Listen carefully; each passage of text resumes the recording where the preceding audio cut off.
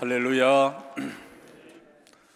올 한 해 특별히 첫 주를 맞는 신년주일에 할렐루야로 귀한 찬양을 올려드리는 우리 귀한 임마누엘 찬양대, 귀한 이 찬양이 우리 하나님께는 큰 기쁨이고 우리에게도 기쁨이 되는 줄로 믿습니다. 왕의 왕 주가 되신 분은 우리가 믿는 오직 하나님밖에 없음을 우리가 고백하면서 왕이신 하나님을 늘 노래하기를 주의 이름으로 축복합니다. 새해 많은 사람들이 덕담으로 새해 복 많이 받으세요 그렇게 인사하지요. 우리는 무엇보다도 새해 복 많이 받으라고 하는 인사말 속에는 하나님께서 당신에게 복 주시기를 원합니다, 이런 의미를 담아서 인사하는 것인데요, 우리 한번 옆에 분들과 함께 정말 이 마음을 담아서 진심으로 우리 한번 교제하는 축복의 인사말 하겠습니다. 새해 복 많이 받으세요.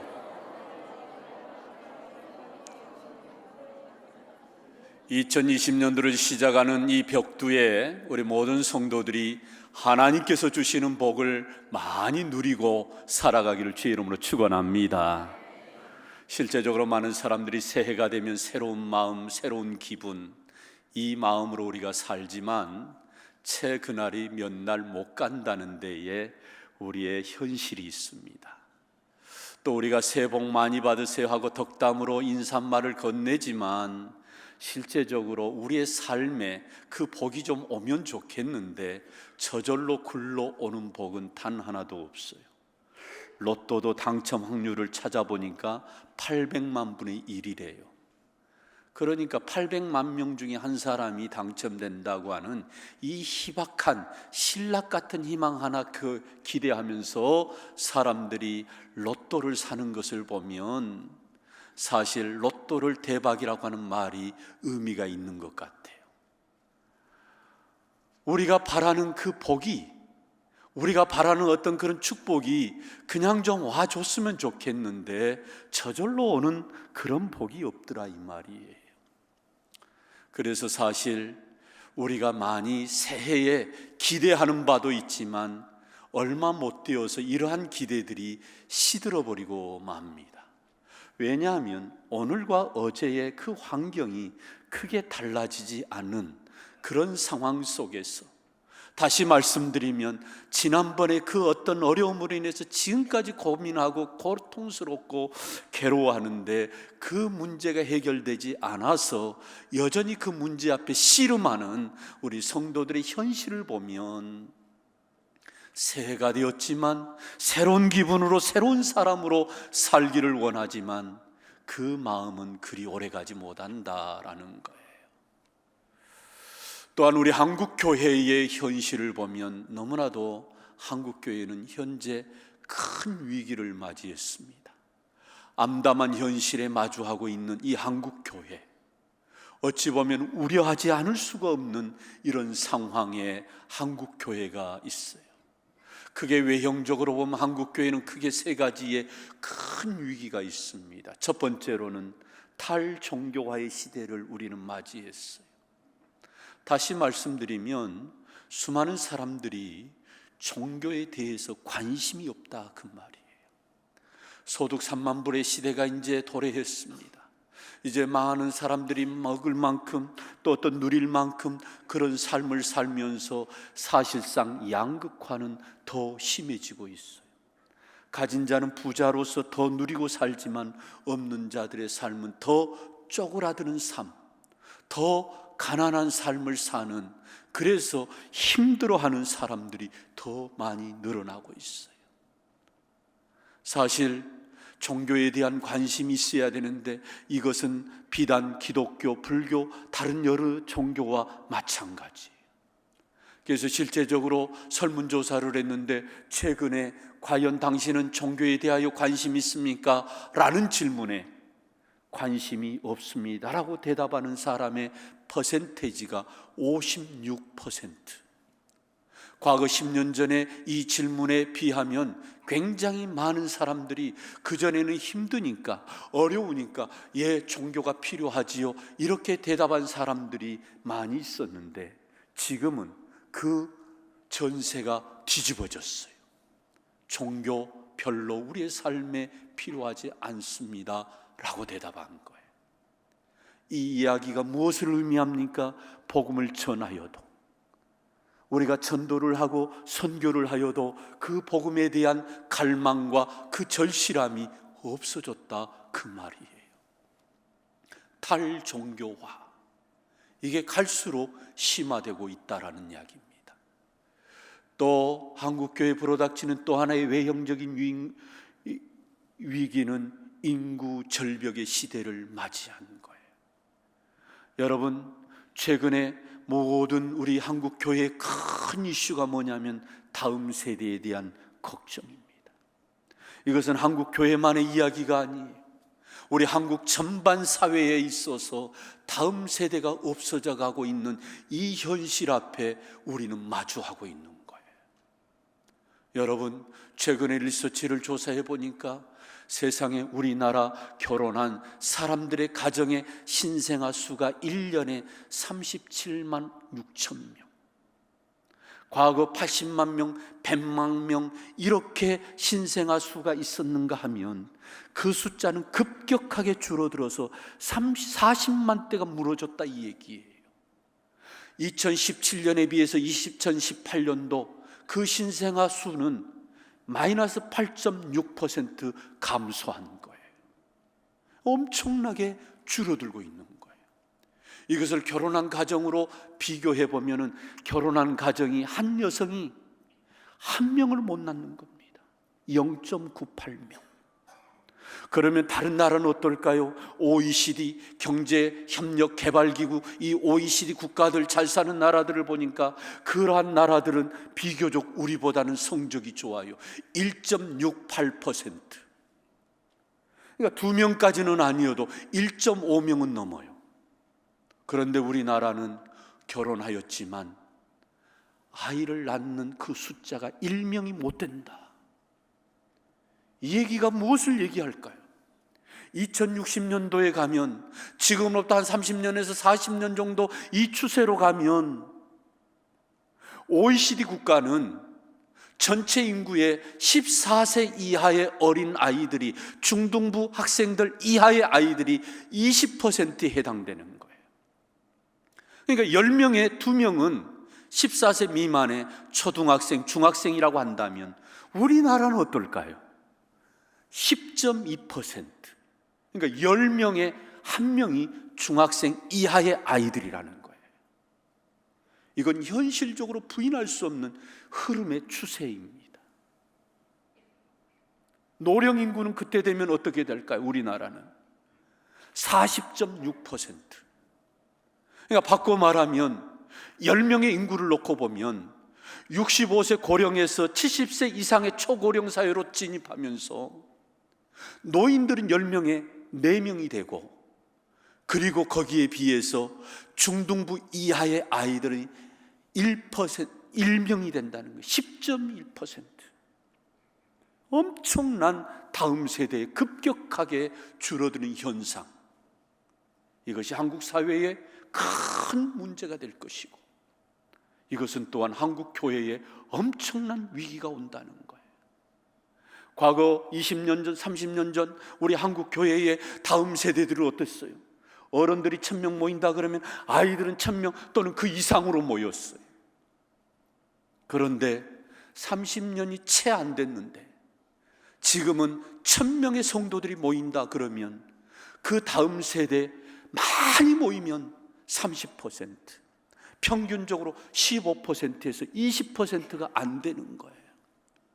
우리는 대략 한 25% 돼요. 그런데 2060년도에 가면 10명에 1명이 중등부 이하의 아이들이라고 한다면, 글쎄요, 퍼센테이지로 놓고 보면 10%가 아니라 그 중에 또 한국 교회가 전체 인구의 20%밖에 안 되기 때문에 2% 내지는 많으면 한 5%, 이걸 수치적으로 대입을 해본다면 100명을 놓고 보면, 1000명을 놓고 보면 우리 교회 다음 세대가 2050년에서 60년도에는 20명에서 30명 될까 말까 한다 그 말이에요. 심각한 문제가 일어나는 거죠. 이것은 단순히 교회 성도 숫자가 줄어든다라는 이런 표면적인 이유가 아니에요. 이 국가의 시스템 자체가 붕괴된다는 거예요. 그래서 이미 어린아이 또는 육아에 관련된 산업들은 사양길이라고, 그래서 실제적으로 그런 일들이 일어나고 있는 거예요. 여러분, 얼마 전에 한 예식장도 마지막으로 예식을 치르고 이제는 그 건물이 바뀐대요. 광주에서 일어난 일이에요. 다음 세대가 줄어들면서 가장 이상적인 피라미드형의 사회적 구조가, 이 인구 분포가 그렇게 되어야 되는데 역피라미드로 노인 수가 많아지고 아이들이 점점 줄어드는 역피라미드, 역삼각형의 아주 비정상적인 그러한 모습으로 이 사회가 바뀌어간다고 하는 것은 굉장한 위기라는 거예요. 마지막 세 번째로 또 한국교회가 직면한 또 하나의 외형적인 위기는 한국교회 이미지가 실추되었다라는 거예요. 과거 한국교회는 어땠어요? 많은 사회에 커다란 영향력을 끼쳐왔어요. 이 사회에 강한 임팩트를 주었던, 그래서 사실상 한국교회가 이 사회를 어거해가는 그런 역할을 해왔어요. 그런데 자금의 한국교회의 모습은 신뢰를 잃어버린 거예요. 왜 신뢰를 잃어버렸어요?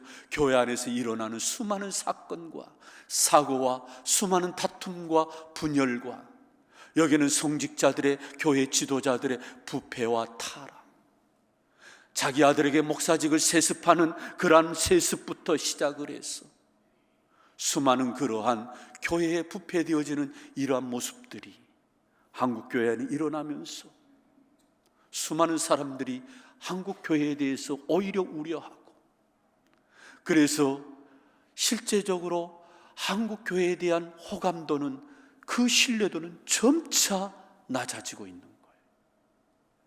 그래서 실제적으로 한 이 설문조사 기관인 리엔 리서치, 그 기관에서 최근에 호감도를 조사를 했어요. 당신은 과연 기독교에 대해서 또는 개신교에 대해서 호감을 갖고 있느냐? 여기에 믿지 않는 비기독교인들, 개신교 사람들이 대답한 그 분포도를 보면 우리 개신교가 무려 63%, 전혀 개신교에 대해서 우리는 호감 갖지 않는다는 거예요. 천주교보다도 2배나 높아요. 불교보다도 대략 한 4.5배, 거의 한 5배가 높은 거예요. 이러한 작금의 사람들의 의식 속에 한국교회는 신뢰를 잃어버린 거예요. 어떻게 이렇게 되었을까? 이것으로 인하여서 실제 한국교회는 엄청난 위기를 맞고 있습니다. 가장 확연하게 드러난 것 중에 하나가 신학교의 신학생들의 숫자가 급감하고, 교육전도사 하나를 구하는데도 이제는 교육전도사 한 사람 세우기가 어렵게 됐어요. 부목사를 찾는데도 부목사들이 숫자가 부족하기 때문에 어렵게 된 거예요. 그렇게 연말 연초 또는 여름에 많이 모였던 기도원에 가서 수많은 사람들이 은혜를 사모하고 기도했던 그 사람의 그 물결이 어느 순간에 밀물 빠져나가시, 썰물 빠져나가시, 싹 빠져나갔어. 그 큰 기도원에 몇천 명씩 모이고 몇백 명씩 모였던 그 기도원에 불과 수십 명, 많으면 수백 명. 제가 해마다 여름에 휴가 때문에 기도원을 올라가잖아요. 정말 매년 해마다 그 숫자는 확연하게 구별되는 거예요. 이러한 모습 속에, 그러면 우리가 지난 2000년 역사의 교회 역사를 돌아보면 이런 일이 없었느냐? 아니에요, 있었어요. 가톨릭의 그 부패, 중세시대에 가장 그 부패가 심했는데 중세시대의 교회의 타락과 성직자의 부패가 중세교회의 가장 치명적인 몰락을 가져왔어요. 여러분, 중세교회의 부패의 핵심이 뭐예요? 로마 교황청의 그 타락과 그 교황을 비롯한 성직자들의 타락이, 지도자들의 타락이 결정적으로 중세교회를 부패케 만들었어요. 그러면 왜 중세교회가 부패했느냐? 그 원인이 뭐냐? 그 원인은 딱 한 가지입니다. 예배를 잃어버리고 하나님의 말씀을 떠나버린 거예요. 여러분, 그래서 그들은 중세시대의 교부들이 그 교리 가운데 하나가 뭐냐면, 교황이 없는 교회에는 구원이 없다. 그리고 심지어는 교황의 권위는 하나님 말씀 위에 있다라고 말하는 거예요. 여러분, 우리가 한번 상식적으로 생각해 봅시다. 하나님을 믿는 사람으로서 하나님의 말씀이 권위가 있겠어요? 아니면 그 교회 담임 목사의 권위가 있겠어요? 어디가 위에 있어요? 하나님의 말씀이 더 위에 있죠. 담임 목사가 아니라 교황이나 그 교황 할아버지여도 하나님 말씀의 권위 위로 올라갈 수가 없는 거예요. 당시 성경을 라틴어로 쓰여졌어요. 사람들이 글을 모르기 때문에 제대로 성경을 주어도 읽지를 못했어요. 그래서 늘 교황청에서 들려오는 그러한 메시지가 하나님의 말씀인 양 들었지만, 그러한 말씀은 다 교황들이 그 어떤 교회를 성당을 짓는 데에 배불리게 하는 그러한 교황의 말이요, 인간의 말이었어요. 하나님의 말씀이 아닌 거예요. 그러니 성도들의 손에 들려져야 될 이 성경이 없고, 하나님의 음성이, 하나님의 말씀이 들려져야 되는데 그 말씀이 선포되지 않으니까 중세는 더 영적으로 깊은 어둠으로 빠지게 되었고, 결국은 교황청이 부패해도 그들이 잘못된 길을 걸어가도 성도들은 알지 못했어요. 정말 면죄부를 내가 그것을 큰 돈을 들여서 내가 사서 그것을 내가 구입하면 먼저 돌아가신 우리 아버지가, 우리 어머니가 지옥에서 연옥으로, 연옥에서 천국으로 가는 줄 알았어. 이게 뭐예요? 하나님 말씀을 모르기 때문에 더 영적으로 그들의 눈과 귀를 어둡게 만들어버린 거예요.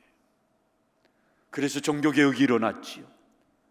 수많은 종교개혁자들이 외쳤던 종교개혁의 모토가 뭡니까? 솔라 스크립투라, 오직 성경으로. 왜 오직 성경으로를 외쳤습니까? 하나님의 말씀이 선포되지 않는 성당에 과연 그 성당이 하나님께 예배하는 성당이라고 말할 수 있겠는가? 우리가 하나님을 믿으면서도 하나님이 우리에게 뭐라고 말씀하시는가, 이 말씀을 알아듣지도 들어보지도 못한 이러한 신앙의 삶 가운데 사는 백성들에게 성경을 들려주자. 그래서 당시 인쇄술이 발달되면서 수많은 사람들에게 루터는 시장의 언어로, 그들의 눈높이에 맞는 독일의 시장의 언어로 독일 성경을 번역을 한 거예요. 왜요? 하나님의 말씀으로 돌아가자는 거예요. 이게 종교개혁의 핵심입니다. 그러면서 우리가 구원받는 것은 어떤 행위로 구원받는 것이 아니라, 면죄부를 사서 어떤 그러한 것으로 구원받는 것이 아니라 오직 믿음으로 구원받는 것이라고 고백하면서 이 종교개혁의 횃불을 높이 들었던 거예요.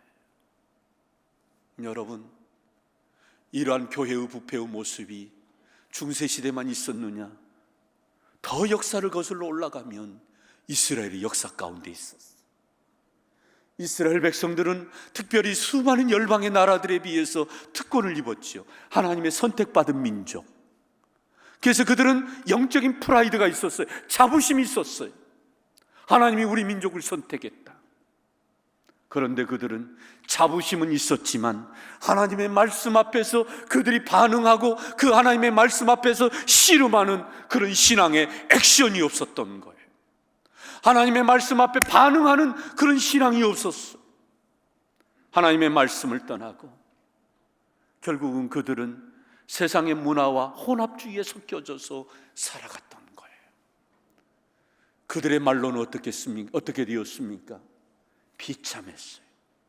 아수르에 의해서 그리고 바벨론에 의해서 그 나라는 완전히 짓밟힘을 당하고 포로로 끌려가서 그들은 비참한 인생을 살면서 비로소 이방 땅에서 그들은 하나님의 말씀을 떠난 인생의 결과가 이렇게 비참한 것임을 그들이 깨달으면서 비로소 회개하면서 왕이시여 나를 내 고국 땅에 보내주시면 나는 내 백성들과 함께 하나님의 성전을 다시 한번 짓고 돌아오겠습니다. 왕의 허락을 받고 고향 땅에 돌아와서 폐잔병처럼 영적으로 어둠 가운데 여전히 살아가고 있는 유대 백성들을 향하여서 느헤미야가 외쳤던 한마디 외침이 뭐였습니까? 오늘 본문 이전에 느헤미야 2장 17절 말씀, 우리 한번 같이 한번 읽으실까요? 2장 17절 같이 봅니다. 우리가 당한 공경은 너희도 보고 있는 바라. 예루살렘이 황폐하고 성문이 불탔으니 자 예루살렘 성전을 건축하여 다시 수치를 당하지 말자. 다시 뭐 하자고요? 수치를 당하지 말자. 너무너무 뼈저린 그러한 호소입니다. 우리가 이렇게 나라를 잃어버릴 줄 알았으면 우리가 이렇게 하나님 말씀 앞에서 우리가 씨름했을 텐데 뒤늦게서야 소 잃고 외양간 고친다는 식으로 뼈저린 통곡의 눈물을 흘리면서 느헤미야는 외친 거예요. 어떻게 하나님의 선택받은 백성들이 저 야만인들에 의해서, 하나님을 믿지도 않는 사람들에 의해서 짓밟힘을 당할 수 있느냐? 표면적인 그러한 현실 앞에서 자세히 자신들의 영적인 내면을 살필 때에 그들은 왜 이렇게 되었는지, 하나님의 말씀을 떠나버림으로 이스라엘에게는 위기가 왔고 결국은 멸망으로 치달을 수밖에 없었다라는 거지요. 그래서 느헤미야는 외칩니다.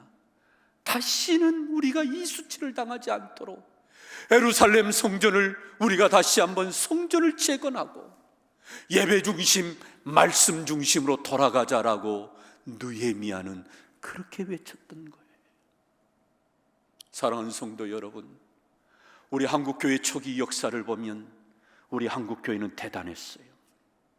선교사들이 이 땅에 와서 130년 전 그들은 교회를 세우고 어떤 건물이 아니라 실제적으로 한 사람 한 사람에게 복음을 전하고, 대부분의 교회들이 어디에서 출발했어요? 사랑방에서, 어떤 가정집에서 또는 감나무 밑에서 예배를 드리면서 그들이 하나님을 예배하는 자로 세워지도록 선교사들이 그렇게 복음을 전했어요. 그리고 뭘 세웠어요? 학교를 세우고, 그리고 병원을 세우고, 그리고 그 당시 인습과 미신에 찌들어서 영적으로 어둠 가운데 있는 이 백성들을 향하여서 수많은 그런 말씀으로 회복운동을 시킨 거예요. 금연 금주 운동을 펼치고, 노름하고 술 먹고 주정 부리면서 깡패질하고 싸움질하는 그러한 것들을 계몽을 시키고, 수많은 그러한 살만한 사람들이, 양반들이 기생을 거느리고 사는 그런 축접의 생활을 다 청산하게 하고, 그러면서 심지어는 여인들의 여건이 형편이 없었는데, 남존여비의 그러한 사상으로 인해서 여자들은 비천한 존재였는데 여자들의 여건을 신장해서, 그래서 마침내 여전도회가 조직이 되고, 그래서 오늘날 이렇게 한국 교회가 여자들이 많게 모이게 된 줄로 믿습니다. 여러분, 한국 교회는 초대교회 때 그 한국 교회 초기의 모습을 보면 대단했어요. 일제강점기 때 사실상 기독교 인구는 2%밖에 안 됐어요. 오늘날 우리 한국 교회의 성도들의 숫자가 20%가 좀 이제 무너졌다라고 말을 하는데, 지금의 한국 교회 숫자에 비하면 2%면 10분의 1밖에 안 되는 거 아니겠습니까? 극히 미미한 작은 수였어요.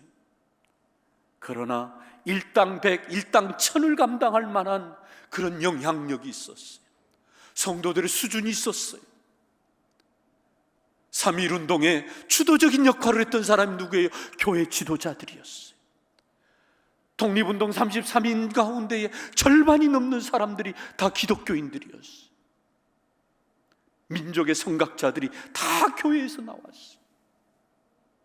그래서 오늘날 한국 사회가 민도가 높아지고, 그래도 나름 한강의 기적을 이루는 데는 음으로 양으로 한국 교회의 성도들이 또는 교회가 그러한 거룩한 영향력을 사회에 행사했어요.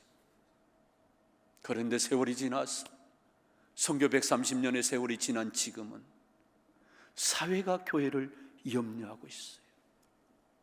이것이 오늘날의 현실임을 우리는 부인할 수가 없는 거예요.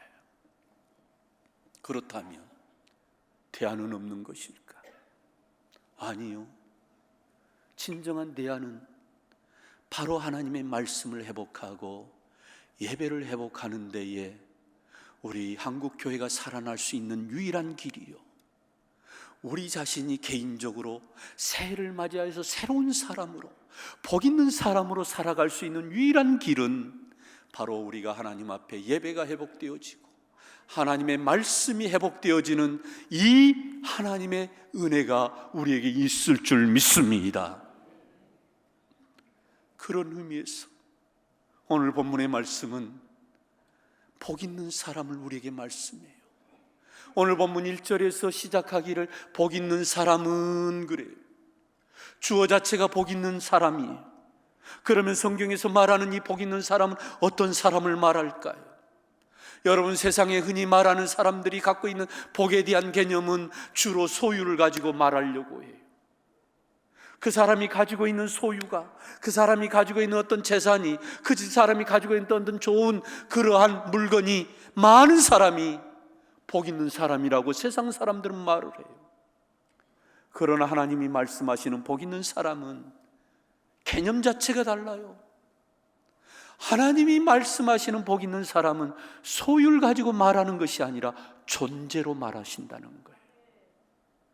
그 사람이 어떤 존재냐, 그 사람이 어떤 사람이냐, 그 사람이 어떤 사람이냐에 따라서 복 있는 사람이고 아닐 수도 있다라고 말씀을 해요.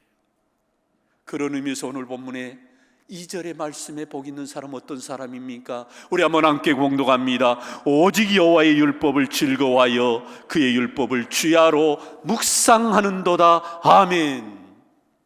복 있는 사람이 어떤 사람이라고요? 여호와의 율법을 뭐하여? 즐거워하여 그의 율법을 주야로 뭐하도다? 묵상하도다. 여러분, 여기에 여호와의 율법이 뭐예요? 하나님의 말씀이지요. 토라, 율법, 토라예요. 여러분, 이 율법을 우리가 이해할 때 어떻게 이해하시느냐? 법조문으로 이해를 많이 해요. 그러나 이 율법 토라라는 의미는 어떤 글자로 되어 있는 법을 얘기하는 게 아니라 그 글자 속에 담겨져 있는 하나님의 음성, 하나님의 보이스가 그 글자 속에 들어있다는 이야기예요. 그래서 그 말씀이 실제적으로 우리의 삶에 교훈을 주고 메시지를 분명하게 전달해 준다는 거예요. 여러분, 여기에 묵상이라는 단어는 히브리어 말로 하가라는 단어예요. 이 묵상이라는 단어의 의미는 신음하다, 울부짖다 그런 뜻이에요. 다시 말씀드리면 이 말씀을 내가 묵상을 할 때 적어도 이 말씀 앞에 신음하는 소리가 있어야 돼요. 신음해야 돼요. 때로는 이 말씀 앞에 내가 통곡하고 울부짖을 수 있어야 돼요. 하나님, 그렇습니다. 내가 이 말씀대로 살지 못했습니다. 통에 자복하는 울부짖음이 있어야 된다, 그 말이에요. 그냥 이 말씀을 그냥 받아들이는 것이 아니라 계속해서 묵상하는 거예요. 여러분, 소가 어떻게 되새김질합니까? 처음에는 소가 열심히 풀을 뜯어요. 소에게는 위가 2개가 있어요. 그래서 첫 번째 위에다가 풀을 뜯었던 것을 여기에다 저장을 해요. 그리고 나서 다 풀을 뜯고 나서 이제는 한가로울 때 가만히 앉아서 어떻게 해요? 이 첫 번째 위에 저장되어 있는 그 풀을 다시금 끄집어 올려서 그걸 되새김질하는 거예요. 한문으로 이걸 뭐라고 해요? 반추라고 그래요. 이게 뭐냐? 묵상이라는 거예요. 이 묵상의 삶을 살 때에 우리가 진정 복 있는 사람이라고 하나님은 우리를 말씀하시는 줄로 믿습니다. 어느 권사님이 송구영신 예배 때 나에게 주신 말씀 카드를 뽑았어요. 많은 분들이 저한테 새해 복 많이 받으세요 그러면서 새해 인사말로 카톡에 이렇게 주셔서 제가 나름 이제 또 답글을 보내는데, 그 권사님이 송구영신 예배 때 뽑았던 말씀을 저한테 보내왔어요. 목사님, 올해 저에게 주신 말씀이네요. 하하. 근데 왜 하하일까요? 이 권사님은 사실 이 말씀과 현실적으로 보면 안 맞는 말씀인 거예요. 어떤 말씀일까요? 사무엘상 2장 27절이에요. 우리 같이 한번 읽습니다. 시작. 이 아이를 위하여 내가 기도하였더니 내가 구하여 기도하는 바 여호와께서 내게 허락하신지라. 여러분, 이 말씀이 어떤 말씀이냐면 한나의 기도예요. 사무엘의 어머니 한나, 아이가 없었어요. 아이를 못 낳았어요. 근데 후처가 아이를 먼저 생산했어요. 그러면서 본처를 아이를 못 낳는다고 구박하니 이 한나가 너무너무 괴로운 거예요. 그래서 그 한나가 이 하나님 앞에 날마다 성전에 올라가서 하나님, 나에게 자녀를 주옵소서. 하나님께 구하였더니 하나님께서 그 구한 것을 뭐 하였다고요? 허락하셨더라. 그래서 낳은 아들이 누구예요? 사무엘이요. 사무엘, 엘은 하나님이에요. 나의 구하는 바를 들어주셨다. 우리나라 말로 사무치다라는 말과 약간 비슷하잖아요. 사무치도록 하나님 앞에 울부짖었더니 하나님이 나의 구한 것을 허락하셨다. 그 내용이에요. 우리 권사님 이 말씀을 받았네요. 우리 권사님 딸은 이미 대학을 졸업을 했어요. 이미 아들은 지금 내일 모레 또 대학을 졸업을 해요. 자녀가 필요한 게 아닌데 왜 이 말씀을 생뚱맞게 주셨을까? 네가 어디를 가든지 복을 받을지어다, 이런 말씀 주시면 얼마나 좋아요.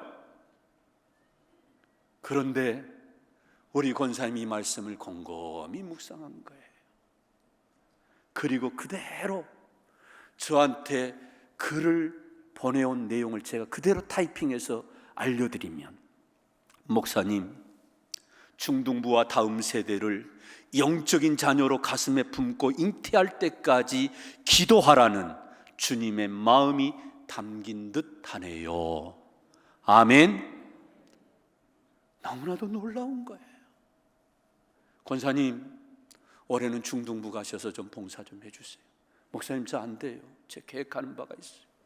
그래도 권사님, 중등부 가서 섬겨주세요. 네, 그럼 목사님 제가 순종하겠습니다. 그리고 나서 받은 말씀인 거예요. 얼마나 오묘해요. 여러분, 하나님의 말씀이 왜 나에게 이렇게 주어졌을까? 내 형편은 지금 이런 상황인데 왜 이 말씀 주셨을까? 여러분, 정말 우리가 하나님 말씀 앞에서 몸부림치며 신음하고 울부짖는 묵상이 있기를 주의 이름으로 축원합니다. 하나님은 우리를 허투루 주는 말씀이 없어요. 우리에게 허투루 주는 말씀이 없어요.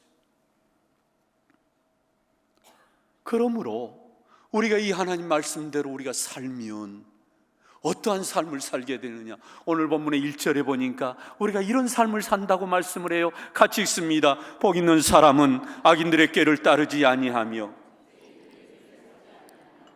오만한 자들의 자리에 앉지 아니하고. 믿습니까? 여러분, 하나님의 말씀이 딱 내 중심에 있으니까요, 악인의 꾀에 넘어가지 않는 거예요. 하나님의 말씀으로 내 인생을 딱 바로 잡으면 죄인의 길에 서지 않는 거예요. 어떤 사람은 이 하나님 말씀을 부담스럽게 여기고 불편하게 여기고 왠지 이 말씀 지키는 것 자체를 굉장히 불편해해요. 여러분, 과연 그럴까요? 결코 그렇지 않다는 거예요. 내가 하나님 말씀 붙들고 내가 하나님 말씀 지키는 것 같지만 그건 우리의 착각이에요. 내가 하나님 말씀 붙들고 내가 하나님 말씀 지키면 이 하나님의 말씀이 나를 지키고 나를 붙들어 주시는 줄로 믿습니다. 그래서 악인에게 넘어가지 않도록 이 하나님의 말씀은 끊임없이 나에게 말을 걸어오는 거예요. 사랑하는 자야, 그것은 악한 유혹에 넘어가는 거야. 사랑하는 자야, 그건 죄인의 길에 서는 거야. 말씀하는 거예요. 한때 대통령 대권 후보의 1순위 내지는 0순위였던 한 사람, 충남의 도지사로 지냈던 한 사람이 어느 순간에 비서와의 부적절한 관계로 인하여서 그 모든 정치 생명이 한순간에 끝나버렸어요. 왜 이렇게 됐을까요? 정치적으로 여러 가지 이유를 말할 수 있지만 영적으로 오늘 본문의 말씀에서 우리가 입각해서 보면 그의 인생에 하나님의 말씀이 없었던 거예요. 우리가 이 많은 말씀을 다 못 지켜도 적어도 10계명, 이 10계명만이라도 마음에 깊이 새기면서 살았더라면, 제7계명에 간음하지 말지니라 이 말씀만이라도 기억했더라면 그는 결코 이러한 삶으로 자기 몸을, 자기 삶을 그렇게 던지지 않았을 거예요.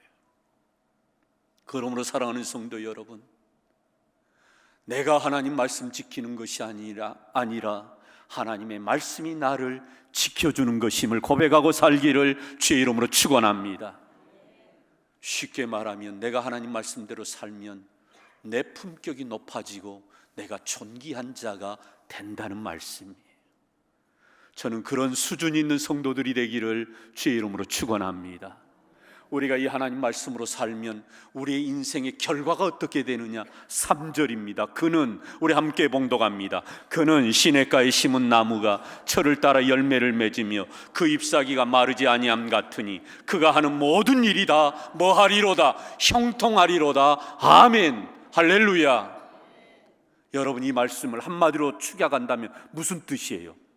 소유를 주겠다는 거예요.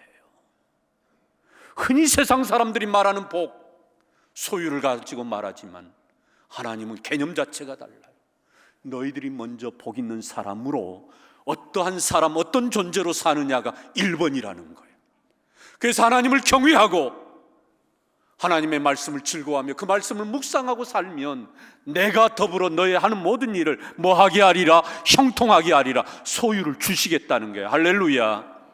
저는 이러한 은혜가 우리에게 있기를 주의 이름으로 축원합니다. 여러분, 나를 새롭게 바꿀 수 있는 거 제도가 바꿀 것 같아요? 시스템이 어떤 누가 나를 조언해서, 여러분, 그런 말로 우리는 안 바뀌어져요. 나를 지으신 하나님, 나를 나보다도 더 잘하신 하나님, 그 하나님이 나에게 말씀하실 때 내가 그분의 앞에 말씀으로 반응할 때 내 삶이 변화가 되는 줄로 믿습니다. 우리가 믿는 하나님은 영적인 존재예요. 눈으로 보여지거나 손으로 만져지는 존재가 아니라는 말입니다. 그렇지만 하나님은 영적인 존재지만 우리에게 끊임없이 우리 하나님은 다가오세요. 어떻게 다가오십니까? 말씀으로 다가오시는 거예요. 그래서 성경이 교황의 권위보다도 높이 있는 이유가 여기에 있는 거예요. 어떠한 제도도 어떠한 존재도 하나님 말씀 위에 설 수가 없는 거예요. 하나님은 이 말씀을 통하여서 끊임없이 우리에게 말씀으로 걸어오시는 거예요. 말씀을 걸어오시는 거예요. 말하자라고. 내가 너와 대화하기를 원한다. 내가 너 인생 가운데 내가 개입하기를 원한다. 끊임없이 하나님은 말씀으로 우리에게 다가오시는 분이세요. 그래서 신학자 칼 바르트는 이 교회를 뭐라고 얘기했느냐? 교회의 본질은 제도나 조직이 아니라 말씀의 사건이다. 이게 무엇을 의미합니까? 하나님은 이 교회를 통하여서 말씀하시고 인간은 그 하나님의 말씀 앞에 반응한다는 거예요. 그러한 교회가 진정한 교회, 참된 교회라는 거예요. 그렇다면 사랑하는 성도 여러분, 우리는 매 예배 때마다 우리는 하나님의 말씀 앞에서 그 말씀이 어떤 누구에게 주시는 말씀이 아니라 바로 나에게 주시는 말씀으로 우리는 반응하기를 주의 이름으로 축원합니다. 교회는 하나님의 말씀을 선포하는 것이고 성도들은 그 말씀 앞에 반응하는 거예요. 어떻게요? 아멘, 그렇습니다. 진실로 그렇게 되기를 원합니다. 아멘으로 반응하기를 주의 이름으로 축원합니다. 하나님이 이 성전에서 당신의 백성을 만나실 때, 그리고 당신의 백성들을 만나실 때 말씀으로 만나시고 말씀으로 강복하시는 거지. 올 한 해 2020년도를 시작하면서 우리는 교회표를 총회의 주제에 따라서 말씀으로 새로워지는 교회라고 정했어. 어떻게 우리가 새로워질 수 있을까요? 여러분, 제도나 시스템이 그 사람을 새롭게 바꾸는 게 아니에요. 하나님의 말씀으로 우리는 새로워지는 것임을 고백하고, 늘 하나님이 우리에게 말씀으로 걸어오실 때 그 말씀 앞에 반응하기를 주의 이름으로 축원합니다. 그래서 내일부터 한 주간 특세를 합니다. 우리 성도들 다 나오세요. 2020년도 어떤 자세로 시작하시겠습니까? 하나님, 말씀으로 나를 새롭게 하옵소서. 이 기도의 제목으로 한 주간 새벽을 깨울 수 있기를 주의 이름으로 축복합니다. 그리고 2월부터는 우리가 말씀 대행진, 성경을 읽는 그러한 범위를 알려드리고, 그래서 늘 묵상하는 삶으로 우리가 살아가려고 하는 그런 신앙의 계획을 갖고 있습니다. 사랑하는 성도 여러분, 금년 한 해 무엇보다도 하나님의 말씀 속에서 하나님을 만나는 귀한 은혜가 있기를 주의 이름으로 축원합니다. 축원합니다. 우리가 임내송으로 올해는 왕이신 나의 하나님, 이 찬양으로 우리가 하나님을 왕으로 고백하기를 원합니다. 우리 오늘 불렀던 이 왕이신 하나님, 공교롭게 제목이 똑같은 두 개의 노래가 있는데 우리가 부르려고 하는 왕이신 하나님은 지금 부르려고 하는 거예요. 우리 한번 일어나셔서 만왕의 왕이신, 나의 주가 되신 우리 주님을 고백하면서 왕이신 나의 하나님 결단하는 마음으로, 하나님 그렇습니다, 새해는 말씀으로 새로워지는 삶이 되게 하여 주옵소서. 이 고백으로 우리 함께 찬양하십시다. 찬양팀도 앞으로 나오세요. 함께 찬양합니다. 우리 이집사님 진행하시고. 왕이신 하나님.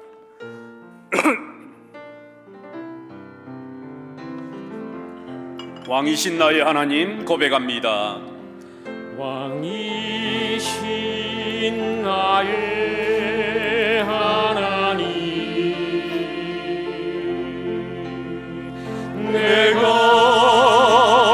주를 높이고. 우리 다 같이 두 손 들고 한번 찬양하실까요? 그렇습니다. 우리의 왕이 우리 하나님이십니다.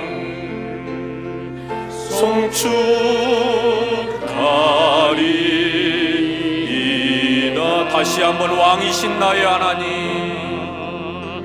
왕이신 나의 하나님, 내가 주를 높이고 영원히 주의 이름은 송축하리이다.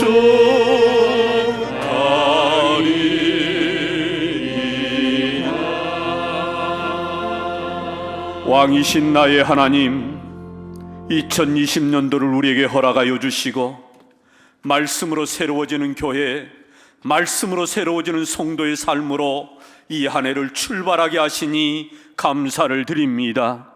이제는 우리 모두가 하나님의 말씀이 바로 나의 삶을 변화시키는 유일한 말씀임을 고백하며 나의 왕이신, 나의 주님이 되신 이 하나님의 말씀 앞에 우리가 묵상하며 이 말씀대로 우리 인생을 살아내므로 새로운 인생, 복받는 인생 되게 하여 주시옵소서. 지금은 우리 주 예수 그리스도의 은혜와 하나님의 크신 사랑과 성령님의 인도 교통하심이 말씀으로 새로워지기를 원하는 우리 교회와 한국교회 위에, 우리 성도들과 한 주간의 특별 새벽기도 위에 영원토록 함께 계시기를 축원하옵나이다. 아멘.